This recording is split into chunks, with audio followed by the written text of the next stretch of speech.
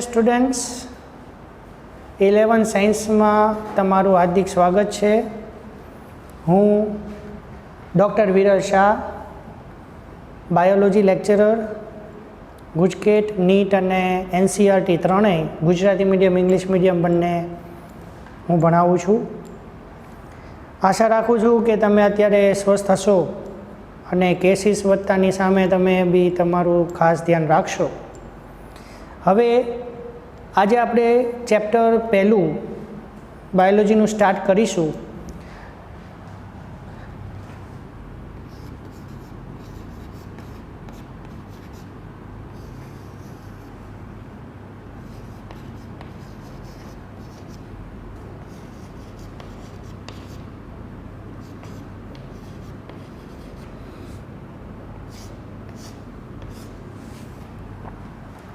પહેલું ચેપ્ટર સજીવ અને વિશ્વ. બાયોલોજીનું સૌથી બેઝિક ચેપ્ટર છે આ, બરાબર. તો પહેલો જ શબ્દ બાયોલોજી એટલે કે જીવ વિજ્ઞાન, મેં ત્યાં હેડિંગ આપ્યું છે, પણ એનો મિનિંગ શું થાય?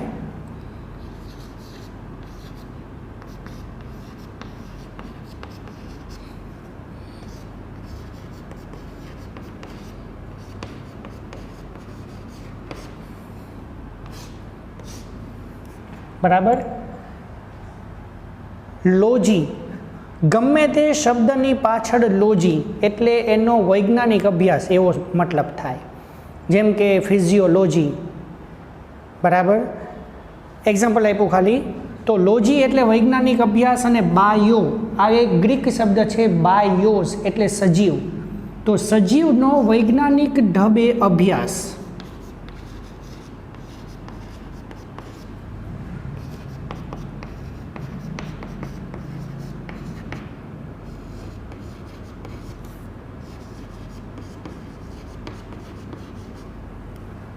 એને કહેવાય બાયોલોજી, બરાબર. હવે પૃથ્વી ઉપર બે પ્રકારના ઘટકો છે, એક સજીવ અને નિર્જીવ.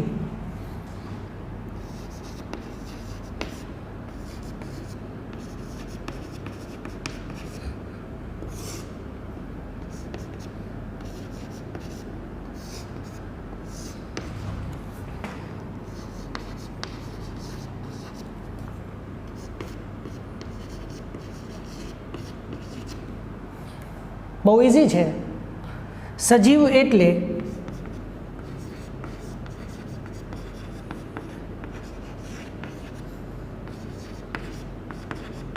જેનામાં જીવ છે તે, અને નિર્જીવ એટલે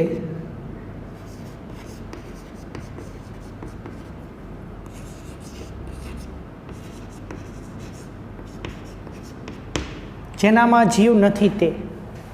આપણે જનરલી અમુક ઘટકો આપણા શરીરમાં જે આવેલા છે એ ઘટકોને આપણે ફિઝિક્સ અને કેમેસ્ટ્રી, ફિઝિક્સ એટલે ભૌતિક વિજ્ઞાન અને કેમેસ્ટ્રી એટલે રસાયણ વિજ્ઞાન. તો શરીરની અંદર આવેલા મોટા ભાગના જે નિર્જીવ ઘટકો છે એને આપણે કેમેસ્ટ્રી અને ફિઝિક્સમાં આપણે સ્ટડી કરીએ છીએ. એનું તમે સબ્જેક્ટમાં ડિટેલમાં સ્ટડી કરશો. અને સજીવનો અભ્યાસ, જીવનો અભ્યાસ એને કહેવાય બાયોલોજી. તો મારો પ્રશ્ન પહેલો એ છે,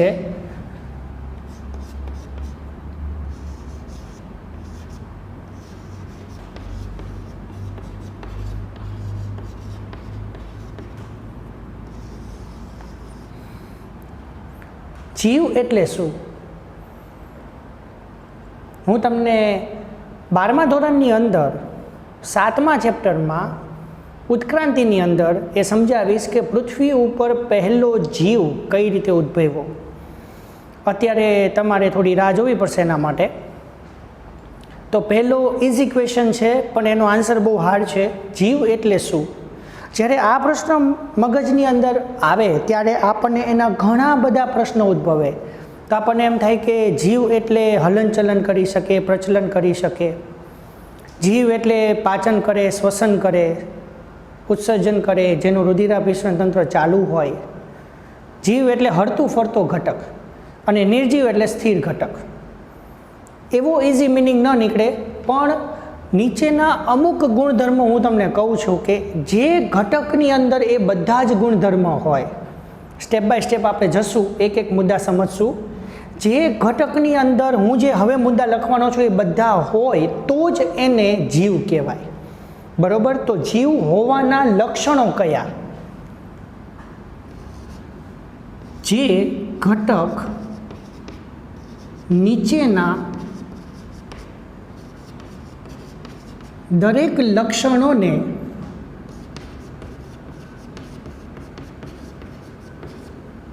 સમાવિષ્ટ કરે છે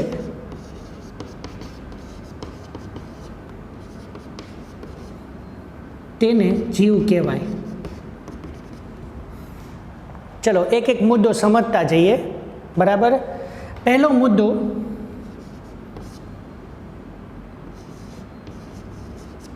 જન્મ એટલે કે બર્થ.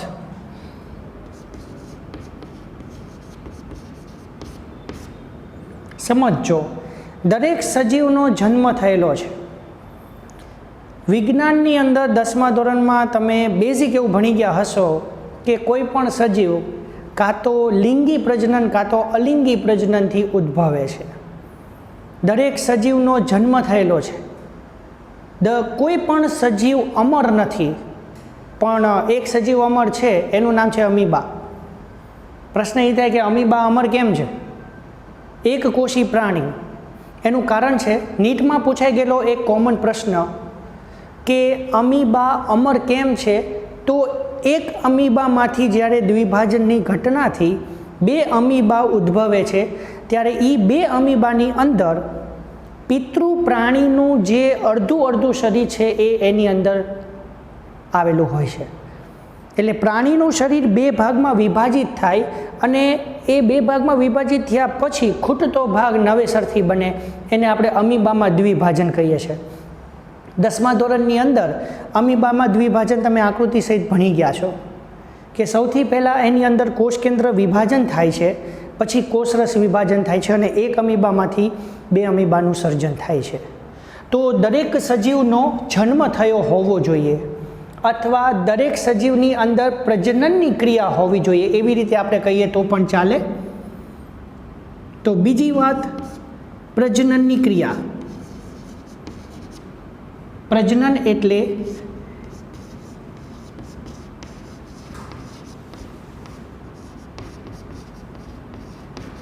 રિપ્રોડક્શન. અચ્છા, હવે હું તમને આની વ્યાખ્યા પૂછું તો તમે તરત જ કહેવાના છો કે જે સજીવ પોતાના જેવો નવો સજીવ બનાવે એને પ્રજનન ઘટના કહેવાય. ત્યાં હું માર્ક 0 આપીશ. કેમ? દરેક સજીવ દરેક વયે પ્રજનનક્ષમ હોતો નથી. એટલે પ્રજનનની વ્યાખ્યા આ રીતે અપાય: કોઈ પણ સજીવ પોતાની પુખ્ત અવસ્થાએ પહોંચી, આ પુખ્ત અવસ્થા એટલે બહુ સમજવા જેવી વસ્તુ છે કે પુખ્ત અવસ્થા એટલે પરિપક્વ અવસ્થા કે જેમાં જે તે પ્રાણી પોતે પ્રજનનક્ષમ હોય છે. એટલે કે એનું પ્રજનન તંત્ર સુવિકસિત હોય, એ પોતે ગર્ભને ધારણ કરવા માટે તૈયાર હોય, ગર્ભનો વૃદ્ધિ વિકાસ સામાન્ય રીતે કરી શકે એટલી એની અંદર ક્ષમતા આવેલી હોય, ત્યારે એને પ્રજનનની ક્રિયા કહેવાય. એટલે પ્રજનન એટલે દરેક સજીવ પોતે પરિપક્વ અવસ્થાએ પહોંચી અને પોતાના જેવો જ નવો સજીવ સર્જન કરે. બરાબર? તો એને કહેવાય પ્રજનનની ક્રિયા. તો એની અંદર બીજા પાછા પેટા 3 પ્રકારો છે.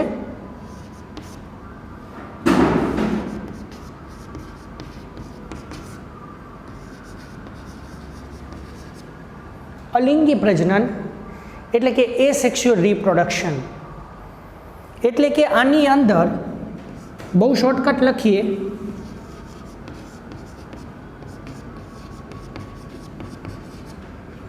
એક પિતૃત્વ એટલે કે યુનિપેરેન્ટલ. અલિંગી પ્રજનનની અંદર માત્ર એક જ પિતૃની જરૂર હોય, એમાં 2 પિતૃની જરૂર પડતી નથી. બરાબર? બીજું,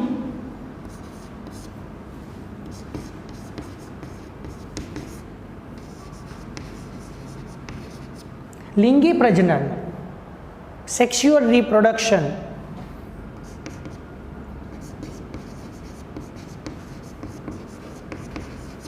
દ્વિપિતૃત્વ એટલે કે બાયપેરેન્ટલ, એમાં બે પ્રાણીની જરૂર પડે, એક નર અને એક માદા. અને ત્રીજું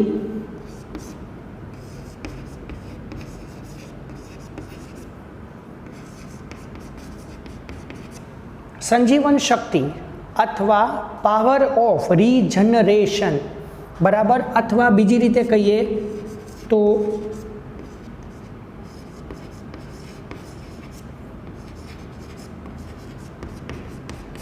પુનઃસર્જન ક્ષમતા.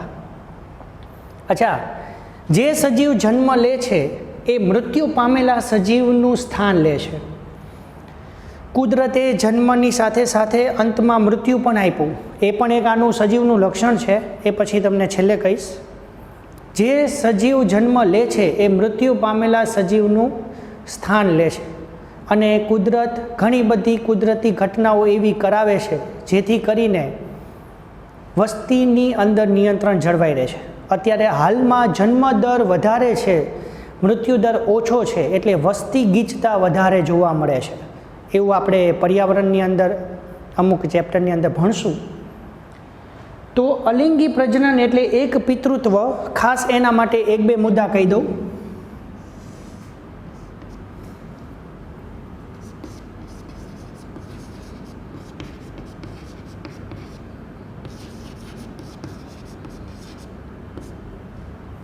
અલિંગી પ્રજનનમાં ભિન્નતાનો અભાવ, એટલે કે સજીવની અંદર અલગપણું કંઈ જોવા મળતું નથી. બીજી રીતે કહીએ તો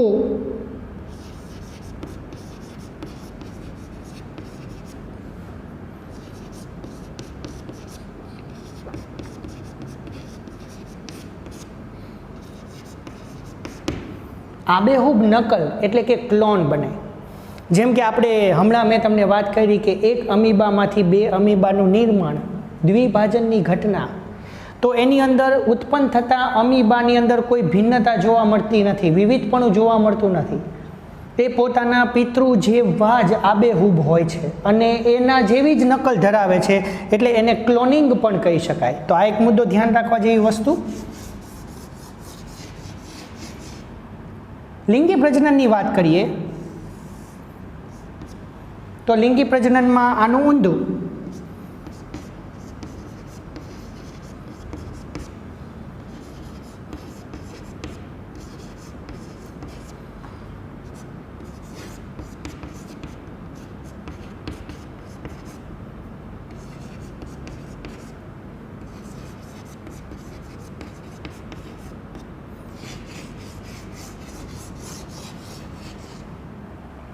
લિંગી પ્રજનનની અંદર ભિન્નતા જોવા મળે એવું આપણે કહીએ છીએ.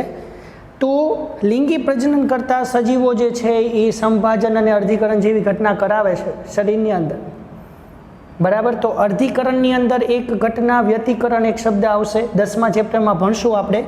તો લિંગી પ્રજનન કરતા સજીવોની અંદર કોષ વિભાજન થાય એટલે ભિન્નતા જોવા મળે. એમાં પેઢી દર પેઢી સજીવોની અંદર લક્ષણોમાં તફાવત જોવા મળે છે અને એ ઉત્ક્રાંતિ માટે જવાબદાર. આજે તમને એક સિમ્પલ પ્રશ્ન જ આપવાનો છે કે તમે તમારી પેઢી, તમારા પિતૃની પેઢી અને એમના પિતૃની પેઢી વચ્ચે સરખામણી કરો તો તમને ભિન્નતાનો આઈડિયા આવી જશે. અને પેઢી દર પેઢી લક્ષણોમાં ઘણા બધા તફાવત જોવા મળતા હોય છે, ફેરફારો થતા જોવા મળે છે, એને જ ભિન્નતા કહેવાય. અને સૌથી અગત્યનું સંજીવન શક્તિ, પુનઃસર્જન ક્ષમતા. આ પણ તમે ભણી ગયા છો 10મા ધોરણની અંદર. જેમ કે હાઇડ્રા,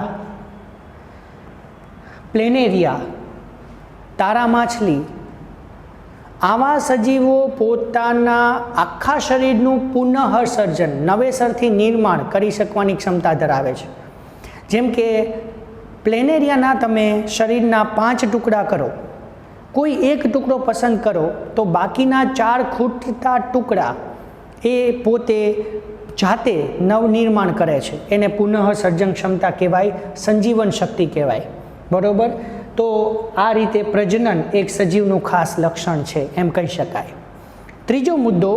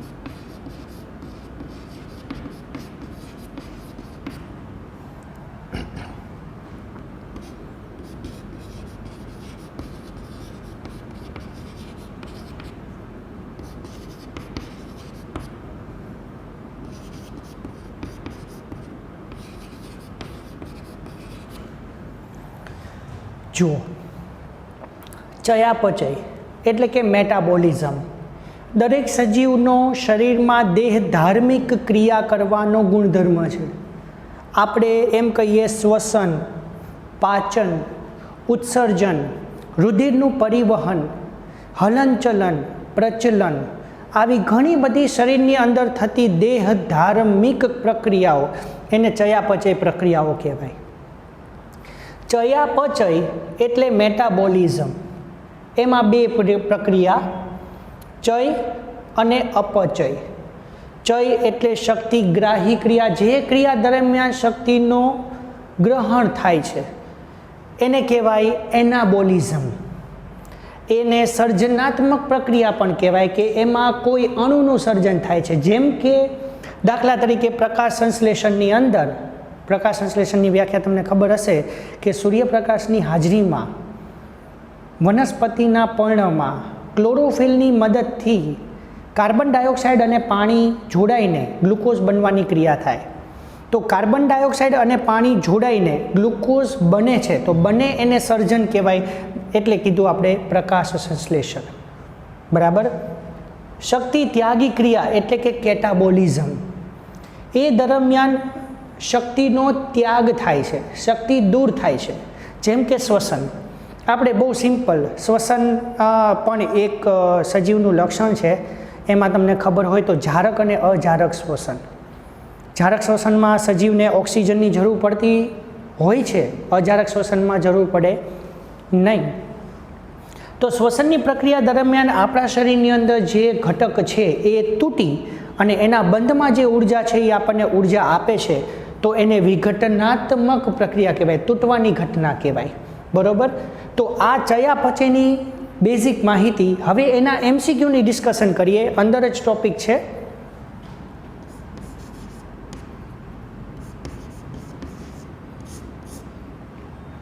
બરાબર.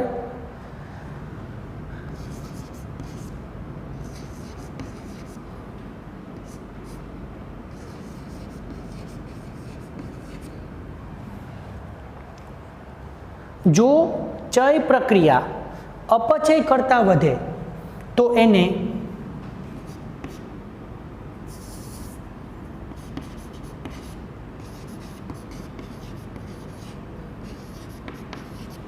વૃદ્ધિ કહેવાય.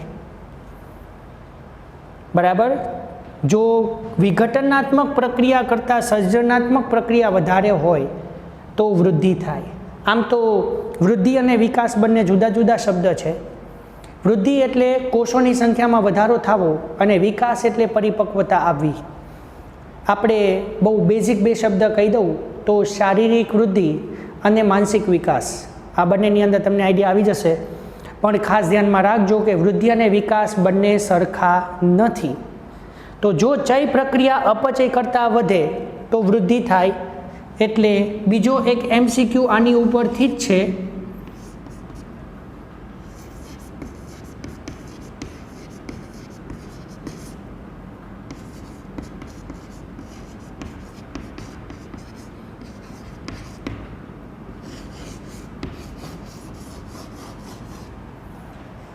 વૃદ્ધિ એ ચયાપચયની ફલશ્રુતિ છે. ચયાપચયના અંતમાં સજીવની અંદર વૃદ્ધિ જોવા મળે. બરાબર. અને છેલ્લી વાત, જો આના કરતાં ઊંધું,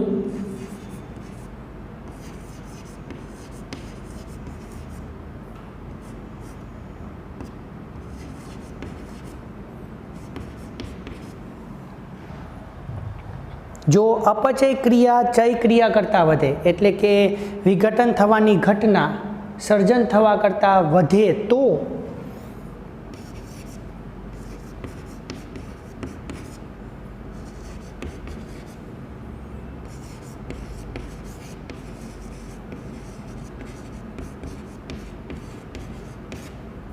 ડીજનરેશન કહેવાય એને. એટલે કે શરીરની અંદર ઘટકો તૂટવાની ઘટના જો વધે તો એને ઘસારો કહેવાય. આ ત્રણ મુદ્દા મેં તમને સમજાયા. હવે પછીના લેક્ચરની અંદર વિકાસ, વૃદ્ધિ, એની બેઝિક માહિતી, પર્યાવરણ સાથે પ્રતિક્રિયા, અનુકૂલન, મૃત્યુ, ભિન્નતા અથવા વિવિધતા અને વારસો સાચવવાની ક્ષમતા, આ 7 મુદ્દાની આપણે નેક્સ્ટ લેક્ચરમાં ચર્ચા કરશું. એને કહેવાય જીવ. બરાબર, અહીંયા અટકીએ.